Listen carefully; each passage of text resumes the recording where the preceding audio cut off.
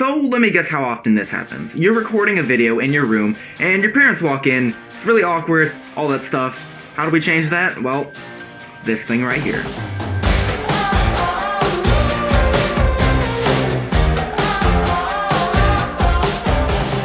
Hello wonderful people of the internet, my name is Rio and welcome back to another Tutorial Tuesday here on T-God Tutorials. So today I'm going to show you how you can take some paper and some cardboard and change it into something like this that you can use to hang on your doorknob while you're recording a video in your room or any other place to kind of let other people know that you're recording a video in there and avoid awkward situations. So this tutorial will be a lot different from what you guys are used to on this channel, not so much on the computer, but a lot more like actual physical stuff going on with this tutorial. So we are going to need scissors, we are going to need glue, we're going to need some cardboard box, whatever works for you, some paper, and a printer, so make sure you have all those things on hand. Also, free programs such as paint.net or GIMP will work too. I'm going to be using Photoshop for this. Same process applies, just whatever your software allows. So with all that said, let's go ahead and jump into our preparation phase. Let's go ahead and grab our cardboard and our paper and sort of match up what size we want it to be and go ahead and cut it out. Okay, so here we are with our cardboard. I'm just going to grab a ruler and measure out 8 and 5/16 inches in the length. And then I'm going to go ahead and measure out 3 and 5/16 inches wide. And that's just the size I used. You can use a different size. Just make sure you note those because they will be handy later. And I'm just going to cut off all the excess cardboard around that shape. And I'll be left with the desired sized cardboard.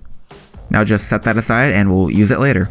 So now that we've prepared the cardboard, let's go ahead and jump over to the computer so that we can actually lay out what our design looks like so that when we go to print it out, we can slap it right onto a piece of cardboard. Go ahead and open up your photo editor of choice. I'm using Photoshop. Paint.net does work. GIMP does work. Just make sure you do the processes for your specific program. The same concepts apply. It's just going to be done a little bit differently because you're using a different software. But with Photoshop, I'm just going to go up here and go to New. I'm going to create my new project. I'm going to name it something like door hanger. And now we just have to calculate the width and height. Before I do that, I'm going to set my resolution to 150. That's going to make sure that everything is really dense and crisp when you print it out if you use the right print setting. So it's a lot better than the default 70 in my opinion. So I'm just going to go ahead and set my resolution to 150. Up next, I'm going to change my color mode to RGB. Make sure you have it on RGB, otherwise you won't be able to do color. So now we have to calculate our width and height in pixels. So since I cut my cardboard to be 8 and 5/16 in length, all I have to do is change my height to represent that. So to do that, I'm going to grab my calculator and I'm going to put in 8 plus, in parentheses, 5 divided by 16. And then that's going to give me my number. I'm going to hit enter. It's going to be 8.3125. And that is how many inches. Now we have to multiply it by a resolution to get how many pixels we need. So I'm going to multiply this number in inches by pixels. And I'm going to times that by 150, which is our resolution. And that's going to give us a height of 1246. And then the 0.8, you just round. So it's going to be 1247. So I'm going to change my height to 1247. Up next, we do the width in the same manner. So I'm going to type in 3 plus, and then in parentheses, 5 divided by 16. And then I'm going to hit enter, or the equal sign. And that's going to give us our width in pixels. And now all I have to do is multiply that by 150. Now that we've done that, we have our width in pixels. I'm just going to input that. I'm going to round up like I did last time to 497 pixels wide. So there you go. That is how you calculate your width and height so that it'll be printed out perfectly to the size that you need it to be, and it won't be any more, any less. It'll fit your cardboard exactly. So just make sure all your settings here are good and your calculations are correct. And let's go ahead and click OK. So now we have our canvas ready. Let's go ahead and design our door hanger. This is where you can go crazy and design your own sort of thing. I'm going to show you the design that I did. Of course, you can do whatever the heck you want. It's your hanger. So I'm going to start off by using my fill bucket to fill the background with black. That's going to create a nice base color for our door hanger, and it'll give good contrast to whatever color that we put in front of it. I'm going to try to stick to 2 colors max because when printing stuff out, usually a 2D style works best, and the less colors that you use, the more contrast in colors it'll get, and it'll look nicer in my opinion. So I'm going to go up here and I'm going to grab my lasso tool. I'm going to hold down on the lasso tool to bring up a selection of which lasso tool I want to use. I'm going to grab my polygonal lasso tool and I'm going to select that. I'm going to click right about here. You don't want to go up in this area over here because that's where you're going to be putting your door hole. So I'm going to stay away from that area for now. So I'm going to go down here to the corner and I'm going to create a nice line just like this. I'm going to kind of create it like a parallelogram, and just so it's like a little stripe. What I'm going to do now is create a new layer on top of this that I can work with independently, and with this new layer selected, I'm going to fill this with a nice red color. Now that we have that red color filled in, I'm just going to go ahead and select the same area by holding Control and then clicking the sort of layer panel on my layer list, and that's going to make a selection out of the pixels that are in that layer. Next, I'm going to go up here to Select and then Transform Selection. I'm going to drag this up a little bit, kind of up top about before where the hole is going to go. And I'm going to go ahead and click Enter. And I'm going to do the same thing. I'm going to grab my full bucket and fill it. Now let's go to Transform Selection yet again, and let's bring it down just a little bit, and I'm going to squish my selection, or better yet, I'm going to subtract it by getting my lasso tool yet again, and I'm going to hold down Alt, and I'm just going to cut this selection in half. And by doing this, I'm going to create a smaller diagonal stripe, and I'm going to transform my selection, get it right where I need it to be, hit Enter, and then fill it once more. Transform selection once more, and let's do the same thing down the bottom to keep everything symmetrical. Hit Enter, and let's fill that.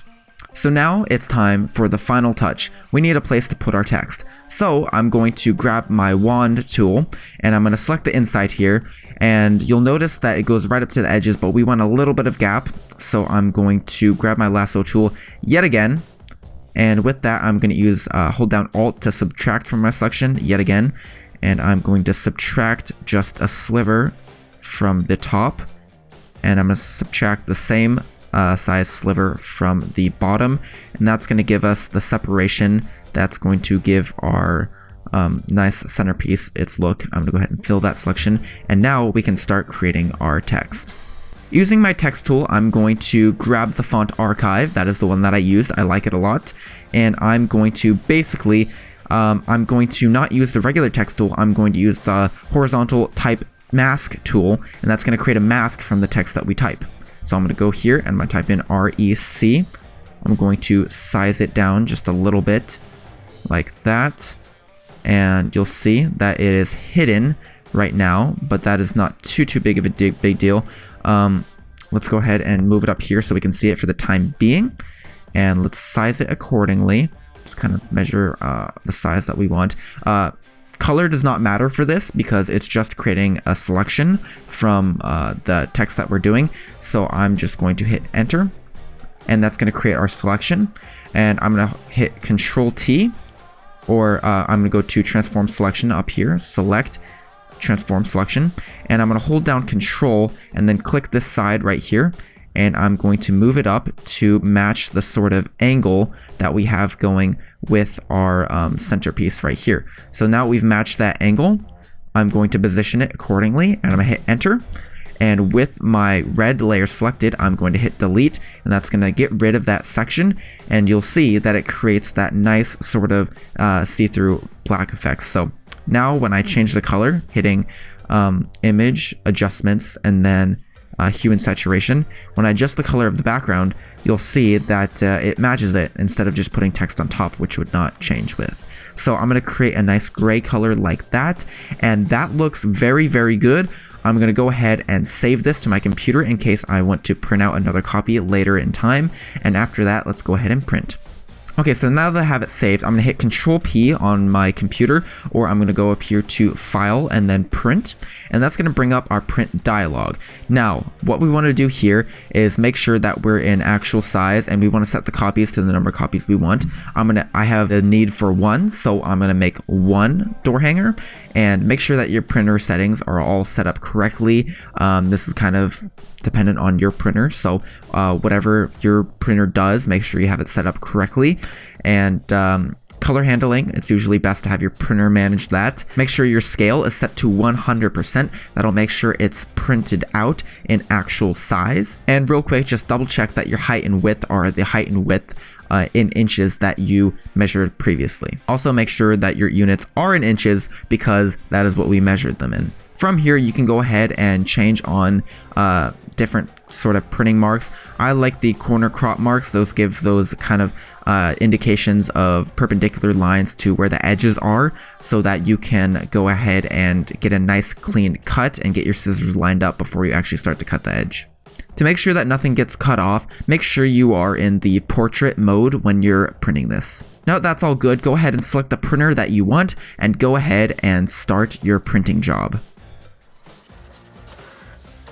Alright, now that we have our wonderful design printed out from the printer, let's go ahead and cut it out, and then we'll go ahead and grab some glue and put it right onto our cutout piece of cardboard. Here you'll notice that the markers that we selected earlier give a nice indication of where to cut, and I'm just going to go ahead and cut all 4 edges and make sure that I get a clean cut. We don't want any white on the edges, and I'm going to line it up and see how it looks. Kind of overlay it, and I'm going to grab my glue. After doing that, I'm going to apply the glue to the cardboard, not the paper, and I'm going to gently lie the paper onto the cardboard. Make sure it's all firm and no bubbles are in there, and now we're ready to start cutting the hole. So grab a circular object like that. I'm using a flashlight. You can use any circular object around the house and draw around it so that you have a nice circular, perfect circle sort of guideline to go off of, and grab either your scissors or a handy pocket knife, and you can just start outlining that that outline that you made with the sharp blade of either the scissors or the pocket knife. Make sure to be very, very careful. You don't want to hurt yourself. Don't use too much force in any one area. Just use caution when you're doing this. And there you go. We just pop it out, and we're ready to hang it on a door. Alright guys, so that's pretty much it for this tutorial. Hopefully this little thing helps you out a lot. I know I use mine a whole lot. I used to have another solution where I taped a piece of paper onto my door.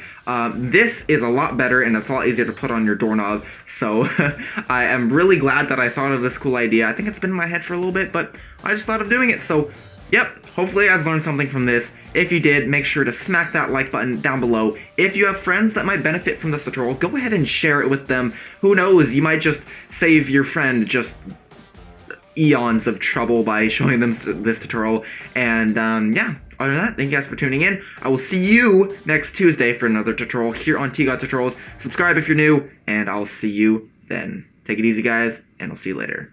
Peace out.